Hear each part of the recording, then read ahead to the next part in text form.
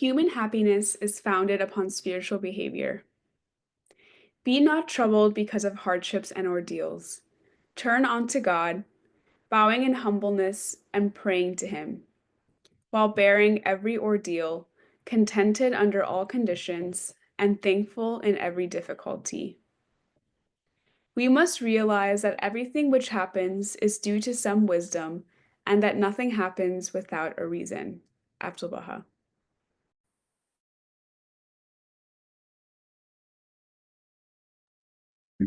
Thank you. So today we're really happy to have Dr. Kambeze Etemad, and his topic is staying positive in the face of world events. Kambeze Etemad, MD, is a retired homeschool dad, an educator, author, amateur musician, and psychiatrist. He founded Talisman Development Services, a training and consulting company that combines ideas from many fields in a fresh approach to maximizing human capacity in life and work. So with that, I'll hand it off to Dr. Etemad. Hi there, nice to be here as always. And thank you very much for hosting this particular topic. It seems to be, everywhere I turn, a topic of growing interest, concern, discussion among all levels of society and people. So, and I'm about to share the slides.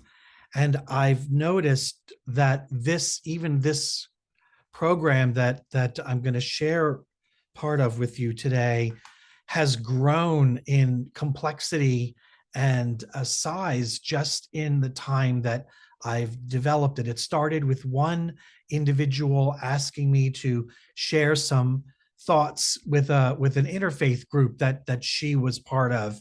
And I just keep finding myself in the midst of these discussions. And so these slides, this program has become more of a workshop. So I'll be sharing sort of the greatest hits of it because it's gotten quite big. So let's just jump right in. The topic is prompted by a lot of current events in the world at large, and especially for me, by the transition of power that has occurred over the past several months within my own country, the United States. And the feelings that people are feeling are very powerful, very strong. A lot of it is overwhelming. For a lot of people, there's a great amount of fear. And there's also distorted thinking. And what I've noticed is that people who generally don't become polarized are even becoming that themselves. I've even noticed it amongst my own fellow Baha'is, where part of the Baha'i way of life is to approach world events from a nonpartisan point of view. But even the Baha'is sometimes unconsciously find ourselves slipping into a polarization, not even aware that it's happening.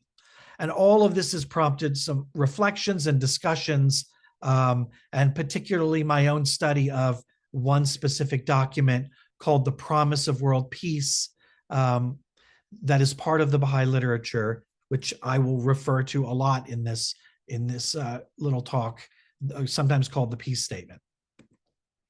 So let's start with the feeling that seems to be everywhere, which is a great amount of distress. And it really started, in my own observation, it had an uptick when the conflict between Russia and the Ukraine began. And then with events actually in Iran following suit a couple of years ago. And again, now with the transition of power in the government of the United States, it seems to have reached a fever pitch. And there's a lot of feeling of division, a lot of feeling of things are falling apart. And people are legitimately asking, how do we make sense of this? And how do we not just constantly have our reflexes triggered, but find a way to positively and proactively live and go forward with it? So I start with the assurance, the calming reassurance that comes from the Baha'i writings, which is that in a broad general sense, peace is going to happen inevitably. And all of the good things that come with peace between nations and within nations will be part of that inevitable outcome. And it's really not a question of belief or whether you're for it or against it. There are certain changes that are happening in the world that make this peace inevitable. Doesn't mean it's in our lifetime, but it is happening and it's inevitable. And here is an excerpt from the peace statement, starting with the sentence in yellow. World peace is not only possible, but inevitable. It is the next stage in the evolution of this planet. In the words of one great thinker, the planetization of mankind. And so with this assurance, knowing that something is going to happen inevitably, it becomes a question of, well, how is it going to happen? And how we get to that point is really up to humanity. We can choose to do it the hard way or the not so hard way. It's going to be hard no matter what, but we can do it disastrously hard or not quite so disastrously hard. And here again, an excerpt from the same peace statement. Whether peace is to be reached only after unimaginable horrors precipitated by humanity's stubborn clinging to old patterns of behavior, or is to be embraced now by an active consultative will, is the choice before all who inhabit the earth. I won't be reading the entirety or even all of the quotations, but they are embedded in this the recording so that you can go back and read the complete quotations. So why would anybody think that something like peace on a global scale is inevitable? And the summary explanation is that because humanity's been through this type of turmoil before on lesser levels of organization in the world, and the world has progressively gotten broader and deeper in its level of peace and unity. In ages past, the crisis revolved around issues of family or clan or tribal identity and unity. And then in more recent old history, it had to do with kingdoms and city-states and then the establishment of nationhood. And they had their horrible crises with war and breakdown and economic privation and tyranny and oppression that found its way forward with certain social, economic, and political resolution. And so we are going through a similar stage, which puts what's happening now in a historical perspective that looks at what the world is going through as part of a never-ending developmental process that the world is going through. The past stages of this development are in the history books, and we are just happen to be in the latest stage of this development. And here again from the peace statement, the human race as a distinct organic unit has passed through evolutionary stages, analogous to the stages of infancy and childhood in the lives of its individual members, and is now in the culminating period of its turbulent adolescence, approaching its long-awaited coming of age. So the idea is that we are at the threshold of a new sense of identity and a new sense of cohesion, but what comes as part of that or before that is a turbulence and a chaos and a turmoil and a risk of extinction that needs to be addressed. And so this is all part of what is unavoidable and natural. So let's look at development as a process. Development is something that every organism goes through, whether you're talking about a one-celled amoeba or a bird or a tree or a human being or a society or an ecosystem. And so in this light, development is a process whereby an organism or a life system expands and consolidates ever more differentiated and interdependent systems, which allow it to act in and interact with the environment with more complexity and sophistication. And development goes through stages that happen in a certain order usually. Each stage has an issue or a crisis that needs to be resolved in order to learn new skills and be able to do new tasks. And when that crisis is resolved and that progress is achieved, that's called a milestone. So a milestone is a set of skills and characteristics that allow a new level of function and success for an organism. But before that milestone is achieved, there is this crisis where everything the organism used to do, skills, traits, habits, ideas, no longer works for survival, for cooperativeness, for advancement. Well, again, whether you're talking about an animal or a human being or a society. So if we apply this idea to what's going on now, the world is essentially going through a crisis where our systems and our ideologies that used to work for centuries no longer work, because we are about to enter a new stage of functioning on a completely different level. And so all of our systems and ideologies are basically not working anymore. It's not a criticism of the past. It's just a recognition that the habits of a child don't meet the needs of an adolescent, and the habits of an adolescent don't meet the needs of an adult. So to look at another section of this peace statement, which quotes Baha'u'llah, "The winds of despair are alas blowing from every direction, and the strife that divides and afflicts the human race is daily increasing.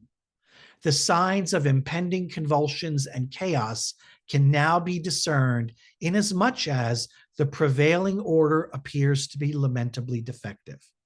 And so Baha'u'llah is basically pointing out that, yes, all of this turmoil is happening, and it's because the way we're doing things doesn't work.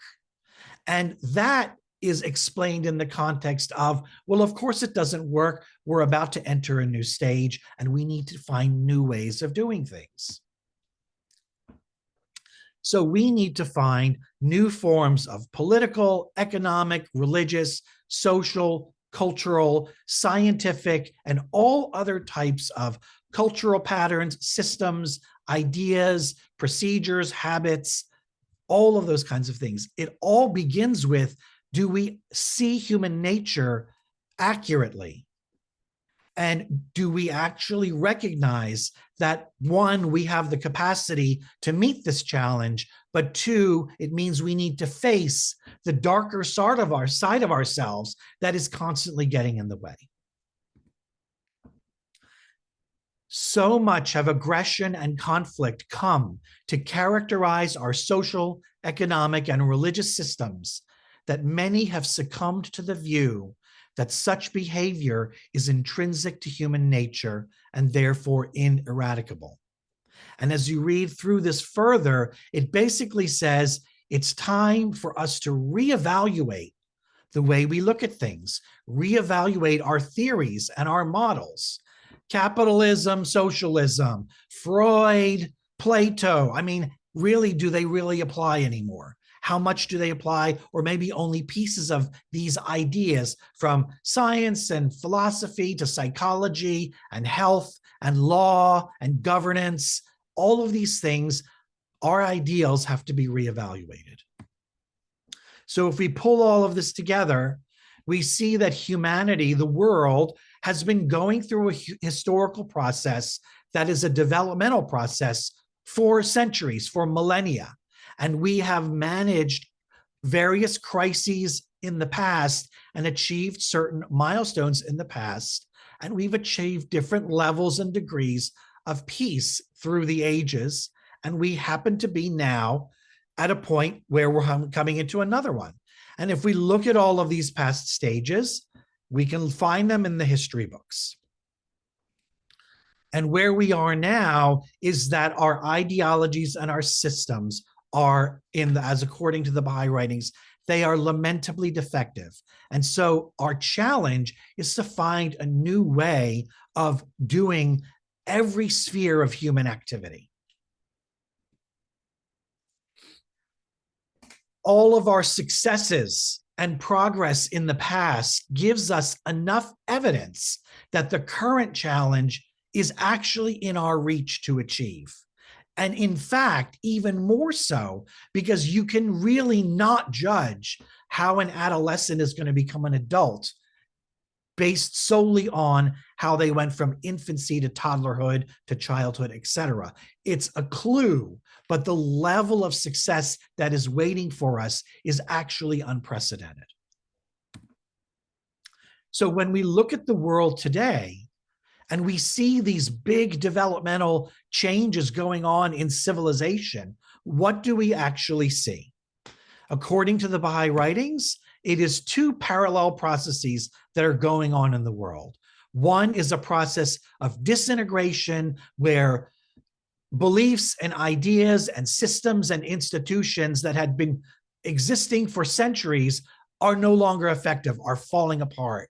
And it's really clearing the way for humanity to start imagining and conceiving and building new ways of interacting, of decision-making, of economic choices, of cultural interaction. So that's the second process, is a process of integration where a new enlightened way of doing all different kinds of things is slowly emerging in the lives of people. And over time, all of these integrative activities and behaviors will coalesce and replace what's falling apart. And to support this idea, here are some excerpts from the Baha'i writings. Baha'u'llah announces, soon will the present day order be rolled up, the disintegration, and a new one spread out in its stead, the integrative processes at play. And here is another one, which we won't read, but it's available to read going back on the video.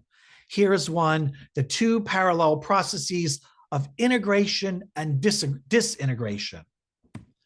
And here, simultaneous processes of rise and fall, of integration and of disintegration, of order and chaos, with their continuous and reciprocal reactions on each other. So we have these two processes at play, which really happen every time humanity goes through a developmental crisis, but it happens to be on a global scale that is not only affecting international relations, but it is also impacting intranational processes and even the way races, cultures, gender identity, families, how they are perceiving their own nature and their relationship with the world at large. And where do we see these? Well, the disintegration process is pretty obvious. It's in the news all the time, and it's really in the past 150 years of history. If you go back to the mid-1800s, up until the mid-1800s, things were going a certain way for a very, very long time. Certain institutions, political, economic, religious, they were there that way for a long time, for good or for bad. About 150 to 200 years ago, these institutions began to fall apart. Where do we find the integrative processes? That's something that we'll talk about near the end. But what is the underlying issue? What is the underlying milestone that needs to be addressed that is a reflection of these two processes?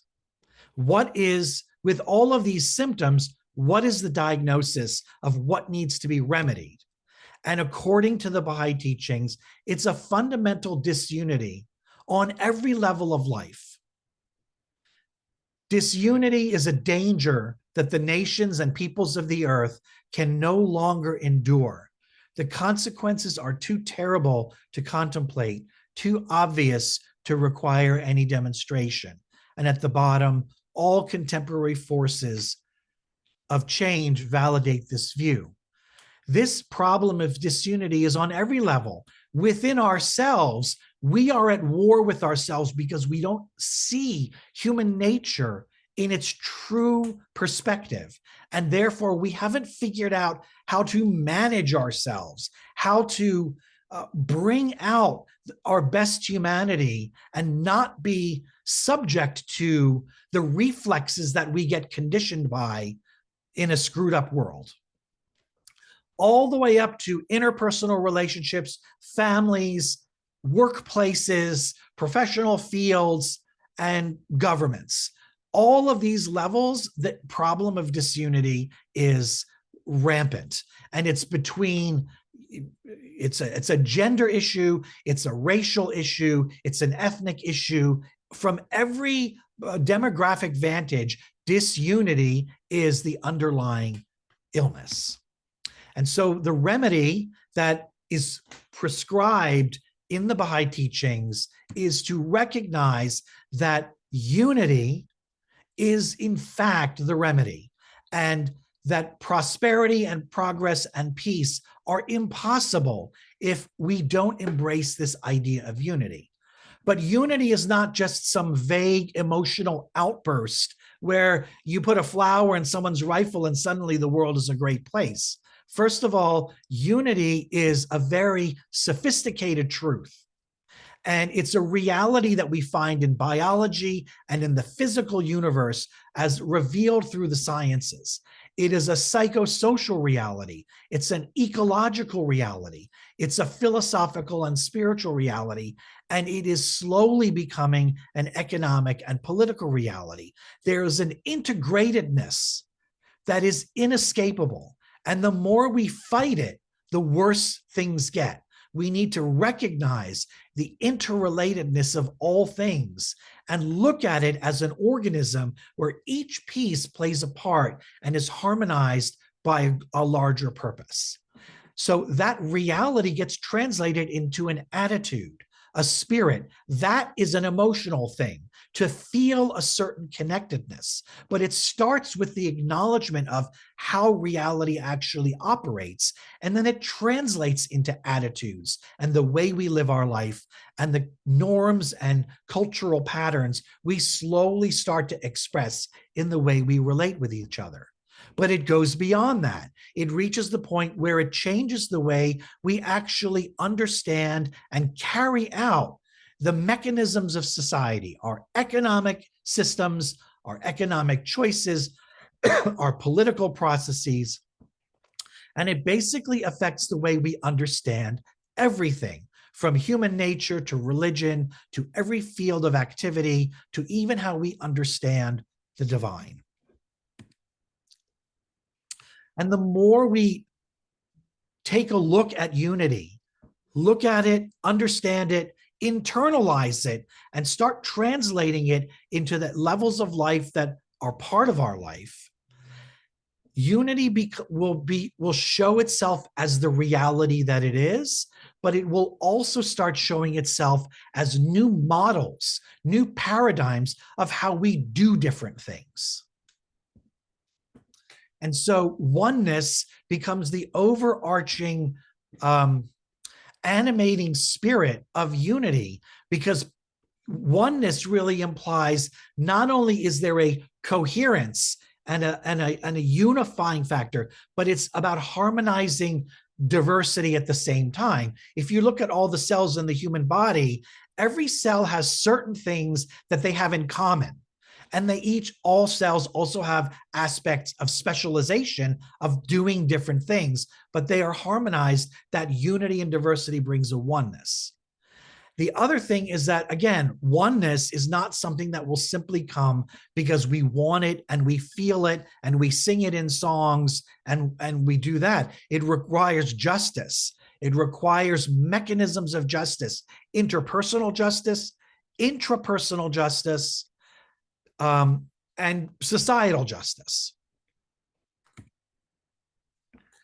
So this would be a segue into talking about some of the various forms or expressions of unity and its orbiting principles, which we won't go through in detail, but this slide kind of captures a summary that many times anyone who has studied or learned about or listened about the Baha'i teachings will have come across many of these principles that are various expressions of the oneness that is emerging over time.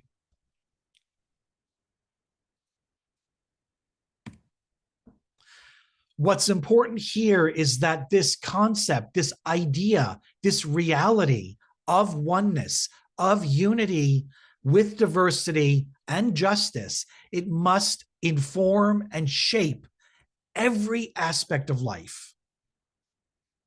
Like all of the aspects that have already been mentioned. And I've even noticed that in the fields of activity that I myself am involved in, I'm involved in healthcare, in mental health care, I'm involved in education. Just to take those few, these fields of activity are going through crises of integration and coherence and unity. If you're, healthcare, you either take this approach to healthcare or that approach to healthcare. You're either pro this or anti that. When in reality, the true nature of a unifying nature of something like healthcare is going to bring together a variety of approaches where each has its merit and each has its garbage. And so we need to learn how to separate out what has merit from each source and what has garbage, and blend and harmonize all the good stuff. That is a phenomenon of unity that is happening in many, many fields and will eventually happen in all fields. It's already happening. So this wave of oneness is already propagating through the world, though people are seeing things differently. Many people are seeing things differently, even though maybe the news won't let you believe that because the news loves to report on all the crap going on in the world. But the reality is that for every sad thing that is reported, there is something integrative and unifying happening somewhere that's just not getting reported. So why is this wave propagating? Why is this oneness inevitable beyond the historical and developmental explanation already given? This is where the Baha'i perspective on the divine comes in, because there is a spiritual energy that has been transmitted, that has been permeated into the world, into the hearts and minds of generations now, that is consciously or unconsciously inspiring people to look at life in this more unifying way. So this is actually lyrics from a song by Sting from his first solo album that sort of brings to life this idea of this spirit of the age. There's a deeper wave than this swelling in the world. Feel it rising in the cities. Feel it sweeping over land, over borders, over frontiers. Nothing will its power withstand. Far be it from me on a presentation about the Baha'i teachings on any subject to rely only on the lyrics of a songwriter. So here are some quotations from the Baha'i literature that speak to this idea of this spiritual energy that has been breathed into the world and is propelling this growth of understanding. Phrases like worldwide regeneration, breathing a new life into every human frame, the supreme animating power for the advancement of the world. And here is another quote from the Baha'i literature, and yet another. They all express this idea that this urge, this energy, this spirit is driving things forward, and it is communicated to the world from the realms of the divine through the great teachers who have come to the world, Baha'u'llah simply being the latest of them, not the last. And that if we look at the advancement of human civilization, and the different levels of unity that have happened over history, they can be seen to correlate with the appearance of at least one of these great spiritual luminaries in the past. What is coming from all of this is a new way of seeing, being, and doing things, a new collection of ideas and principles, a new spirit with their attitudes and values and norms that will lead to the creation of new systems in all types of human activity, and ultimately a larger system of global interaction, connectedness, and progress. This new paradigm, this new model, this new approach is integrative, meaning it takes the best of all sources of ideas and blends them together while separating out stuff that is not worth keeping. It's unprecedented. No approach to human governance or any field of human activity is a template for what's coming in the future. This new paradigm, these new paradigms are going to affect every level of society. And as these ideas and these models and these approaches and these attitudes become stronger and stronger, they will become a nucleus whereby people will impact the world at large. It will give us a frame of reference for critiquing the way we currently do things, and it will eventually replace what we are currently doing in our systems of work, of activity, of economics, cultural interchange, and governance. I use the word imaginal to refer to the idea of the imaginal cells or the imaginal discs that are found in the body of a butterfly when it is beginning to transform into a caterpillar, when it's beginning to transform into the butterfly. Within the body of the caterpillar, there are cells that begin to behave like butterfly cells. They are actually operating in a completely different way. And as a result, the butterfly body thinks it's a foreign body. It thinks it's an infection, and so attacks it and kills off the first, the second, the third generation of these imaginal cells. And little by little, the caterpillar cells also start dying off. And there's this goop that accumulates in the body of the caterpillar. And little by little, the number of imaginal cells increases, and they start to connect and communicate with each other. And eventually, it literally grows out of the decay of the butterfly. This metaphor is precisely the metaphor that explains the type of metamorphosis that the world is going through now. There's all this disintegrative process that is in fact attacking anything and anyone that is pursuing an integrative approach to life.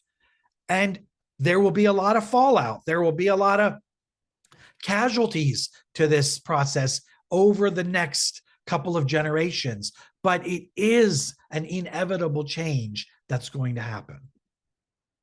And as a result, the Baha'i perspective on the judgment of history and of God to those who work for the new paradigm and the integration and the unity is that the legacy of those who are protagonists of this wave of oneness, the legacy of those will be incorporated into the future. And those who have been antagonists of oneness, of justice, they will eventually be swept away. Their memory, their understanding. I don't know if anybody's ever read the short poem by Percy Shelley, Ozymandias. It's basically a short poem about a king, an emperor, whose only trace left is the lowest levels of a statue in the sand of a desert. And that basically anybody who works against what's coming is essentially going to be forgotten. And there, if you're a religious believer, there is also a judgment of God against those who are working against this wave. And here's just a quote from Baha'u'llah that speaks to those who operate with tyranny. But a lot of people and a lot of institutions are mixed. They have a little bit of that are protagonists and a little bit that are antagonists. Nobody is, Darth Vader or Yoda. We're all a little bit of a mixture of each. So what that means is that it's everybody's challenge to work on that balance. And whatever we do that's protagonistic will have a lasting effect in the universe. And whatever we do that's antagonistic will eventually be forgotten by time, by God, by the universe. And what's important, especially for Baha'is to remember, is that what people choose to be, protagonist, antagonist, or mixed, is not for us to judge or decide, certainly not ahead of time. And there's the example that every central figure in the Baha'i history, the way they interacted and communicated with the leaders of their time, they gave everyone the benefit of the doubt, inviting everyone the opportunity, even the Napoleons of the time. They gave them the opportunity to embrace the positive potential that they could carry out. And frankly, I've observed that Baha'is are needing to follow that example in the here and now with the world.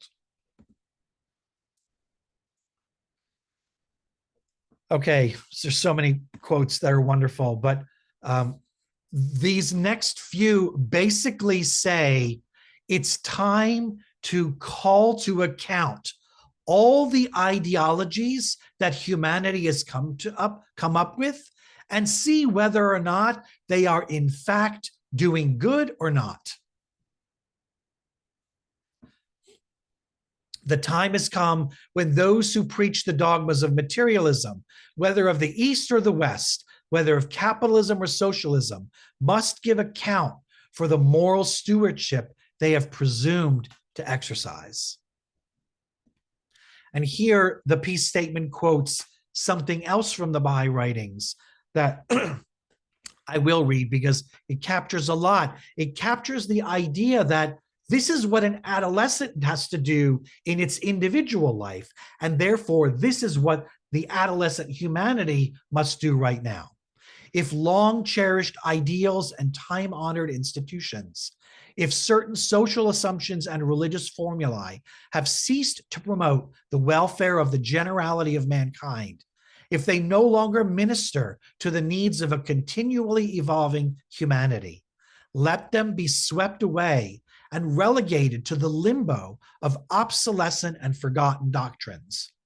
Why should these, in a world subject to the immutable law of change and decay, be exempt from the deterioration that must needs overtake every human institution?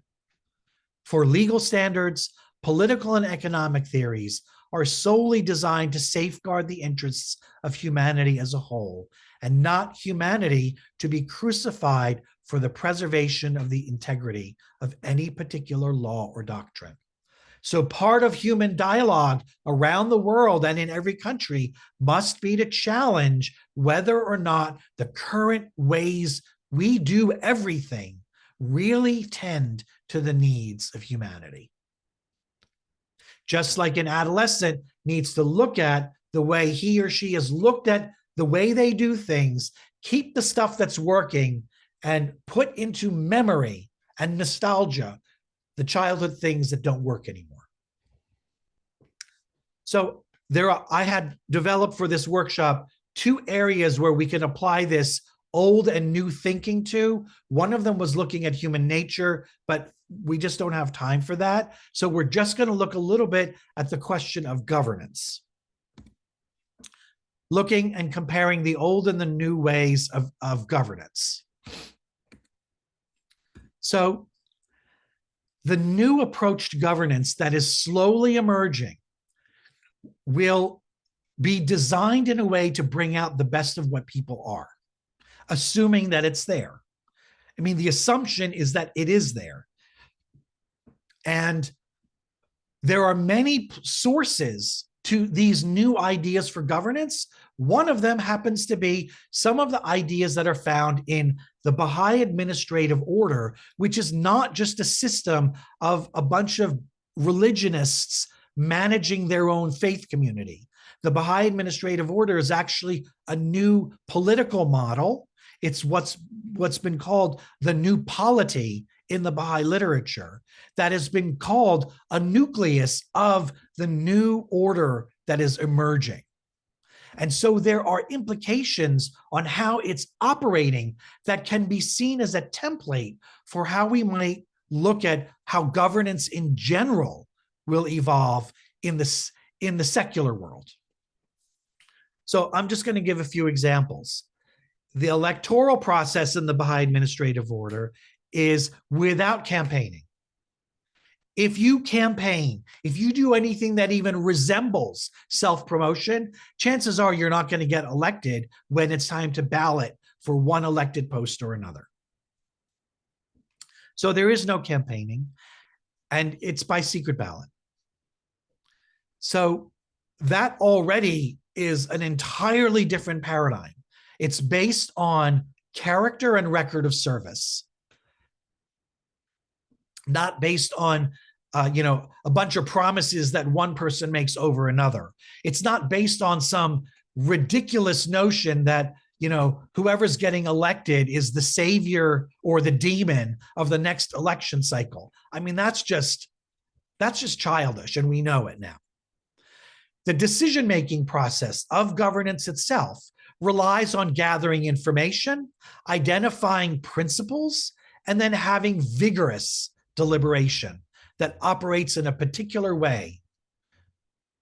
And then within this governance, there is the role of those who are the wise of the world, and the role of beneficial articles, and the role of how we talk, and the role of the harmony between true religion and true science. Now, if we just look at each of these, most countries, their electoral processes are basically, a lot of money spent on a lot of lies with speech and utterance that's all about hyperbole, that, religion and science are both distorted.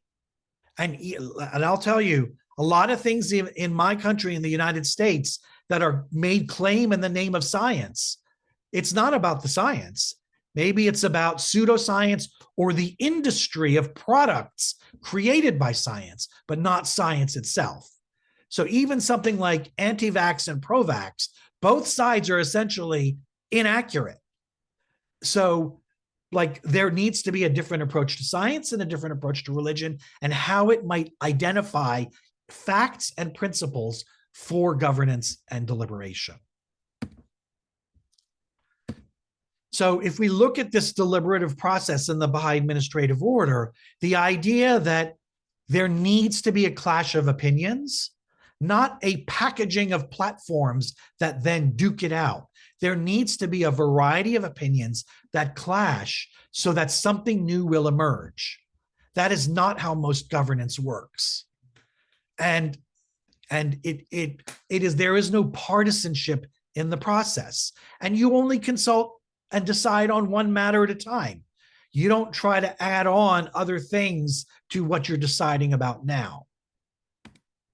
So let's contrast that with some old examples of the old approach to governance.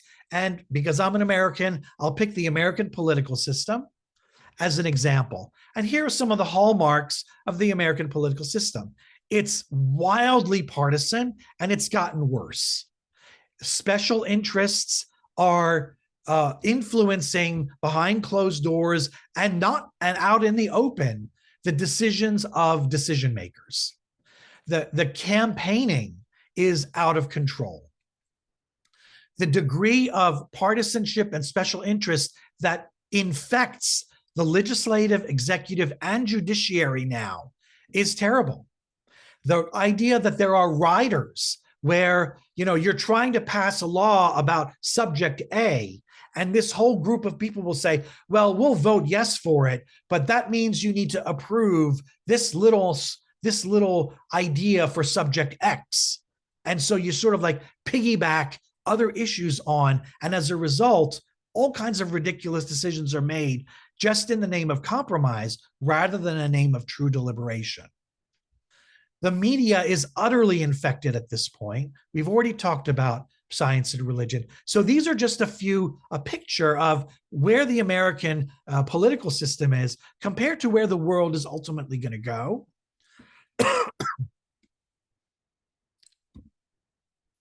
And just because as a homeschool parent, our daughter was very into the American Revolution. So I'll share a little bit of some of the ideas that came from the founding of the United States, just to finish this point on governance.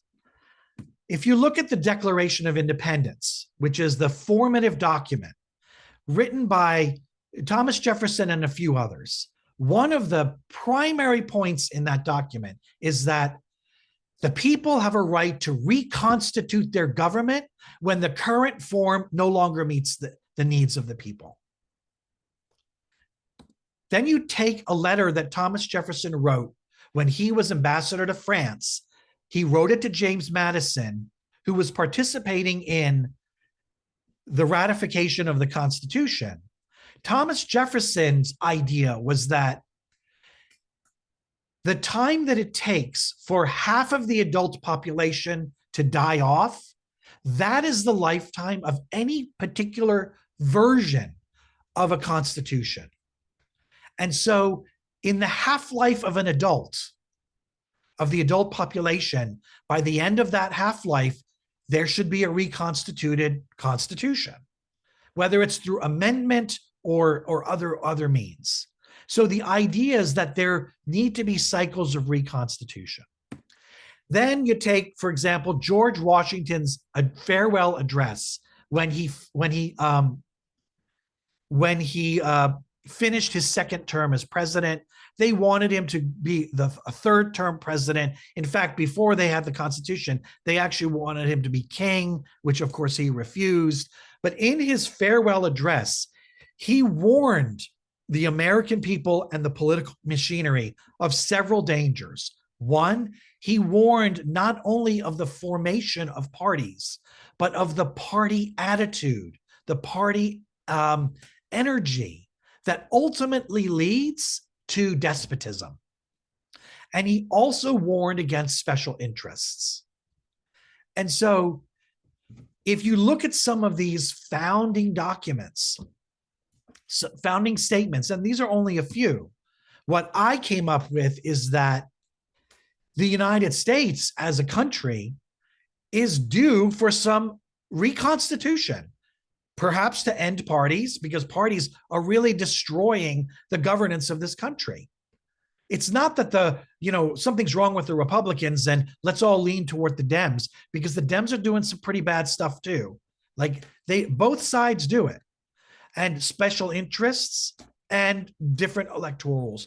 And I'm just talking off the top of my head, but the point is that it's built into the way some have conceived the evolution of government to move in the direction that has been shared today. That's the only point of that. Because the problems and the solutions to current issues in countries and in the world are deeper than, and they transcend the elements and the players of the old systems. The old systems just can't do it anymore. No party is fully wrong or fully right, but the dynamic of their interaction with each other is destructive. So that was just an example, bringing us back to the big picture. So this disintegration process is in the news, and it's in our history. And the Baha'i writings tell us, you can go back and read this, but the Baha'i writings say that the major source of the disintegration of the world is that the leaders of the world have refused to look at the signs of the times and adapt the governance to those signs. And that even the turmoil of today is only transitional. It's not permanent, and it's not doomsday. Because the other side of all of this is that there is this integration process.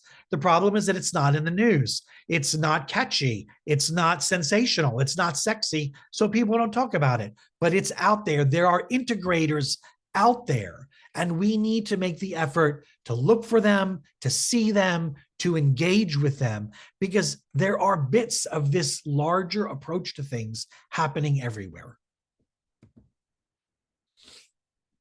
So the world is moving on towards its destiny. Then will the coming of age of the entire human race be proclaimed and celebrated by all the peoples and nations of the earth. So with this perspective, it's possible to stay hopeful, but not based out of a hope against hope, but based on an understanding of how things are happening.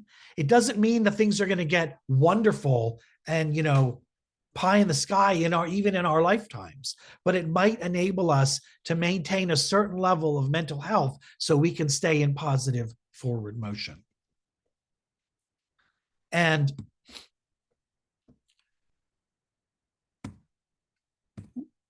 what does that boil down to in terms of the discussions that I've had with people so far? One, whatever these ideas and principles and systems are that are part of this wave of oneness, we need to immerse ourselves in them. We need to discover them. We need to learn about them. We need to discuss them. We need to create them and embody them and apply them and promote them. We need to be integrators by taking the best of all sides of things and putting it in new combinations. Not lean to the left or lean to the right, but, oh, that thing from the left and that thing from the right and that thing from somewhere else, they all actually would work well together. And we need to find the other integrators. And when we advocate for these principles, we need to find a way not to become part of the partisan policy fight, because then the value of that principle gets lost. And then we have to decide which levels of change we're going to have in our life, because there are many possible levels of change and nobody can do all of them. So we can pick the intrapersonal and the interpersonal. That's basic. We all need to see ourselves and be a different kind of person. We all need to find a new way to engage people in general. And then we can choose either activism that tries to impact the current system of things, or we can start slowly building our little piece of the new way of doing things and find others who are doing their part. And let this idea of inevitability keep our mood up, or at least level. So I kind of lost my voice. So what I'll do is I'll just end this here and just turn this now to discussion and Q&A. Let me just close off the stop share. Thank you so much for that great talk and very timely topic as well. So now we have time for questions and answers, and people can put their questions in the chat. The first question is, the Baha'i writings talk about the simultaneity of chaos and order. How can we practically apply that principle in our day-to-day reactions to world events? Well, the reactions can be verbal in conversations. So let's actually go first. I think the first step is we need to train ourselves to see in what's happening around us, what's the chaos, what's the order, what's the integration, what's the disintegration, because sometimes we feel like we don't even know how to make sense of things. So the first thing is to find it ourselves, tell ourselves that, communicate that with others, and then spend time actually thinking about, talking about what are the positive principles, norms, patterns that are actually going to progress things forward, and how are you going to apply that in your life? There is no pat answer. The answer is that we need to be talking about what our individual answers are going to be. We need to be talking about it with each other, because I don't have the answer for everyone's version of that question. What's important is that we see this, find it in the world, and decide what our positive promoting response is going to be, what our activist response might be, etc. So the menu is large and everyone has to choose, and we share with each other because it helps us sort of get support and ideas. Thank you. What advice do you have for young people who feel like they can't make a difference in such a complex world? One thing that we didn't talk about that I just sort of breezed over is eventually there's our work, there's our social and our home life, whatever form that takes. There is our economic choices, what kind of lifestyle we live, what we buy, what we don't buy, what we pay for, what we don't pay for. I think in this day and age, the impact is going to be about finding our way of expressing ourselves in each of those ways. You work on yourself, of course, that's a given. But how we go about doing our work, looking for workplaces that are evolving in a new direction, fighting the fight when you need to fight the fight in the workplace about what's right, because everybody has to do that. But finding a way to do it that basically doesn't get you fired. But finding a way to advocate in the workplace, working with a different attitude and applying it in the way we treat each other in our private, informal lives with our friends and family and the people we end up actually often taking for granted, and then letting that translate into actively seeking out friendships with people who are different from us. I like to call that social pioneering, that building a lifestyle where having diversity is a natural part of our lives. And then, it's the activism might be through social media, it might be through some type of civic action, and looking for the other people who are trying to do the same thing. Again, it's hard to give an answer for everyone for something so broad, except that we all have the creativity and the intelligence and the spirit and the inspiration that if we bring it together, even with small groups who are trying to figure this out for themselves, that would be the first step. Thank you. Are there any Baha'i prayers or writings that you turn to most when global events shake your sense of peace? This peace statement is definitely my go-to. And it's about depending on the publication you read, it's like a 10-page PDF or a 20-page booklet. And I just find that helps me make sense of things. And it helps calm me down. And not in a way where I become complacent, but I just become more quietly determined to do the things I've already decided to do, or maybe come up with something additional to add to what I'm already doing. So I would definitely that's my go-to, is the Promise of World Peace. And there's in fact a compilation of Baha'i writings that is based on that document called Peace, More Than an End to War. It's about a 200-page book that's a collection of all kinds of Baha'i writings that are organized according to the framework of the peace statement. That, I would say, is like my favorite, quote, Baha'i book, because I feel like it's got the greatest hits of the Baha'i writings as is relevant for me.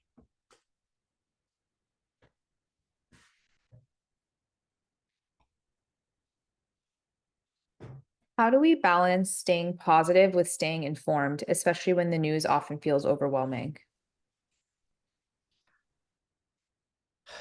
I'd actually be curious to know what other people might think about that, because this is sort of my challenge. I'm finding that I don't even know what information sources to trust anymore. So staying informed is sort of like drinking from the poisoned well. Like the water's there, but so is the arsenic. And I find the doses are very small. So like, I think everybody has to, based on their own temperament. I certainly don't think that, any news source that is known to be a voice of one particular side of things is not going to be useful at all. So I don't really know. I don't have an answer to that. I'm looking for an answer myself.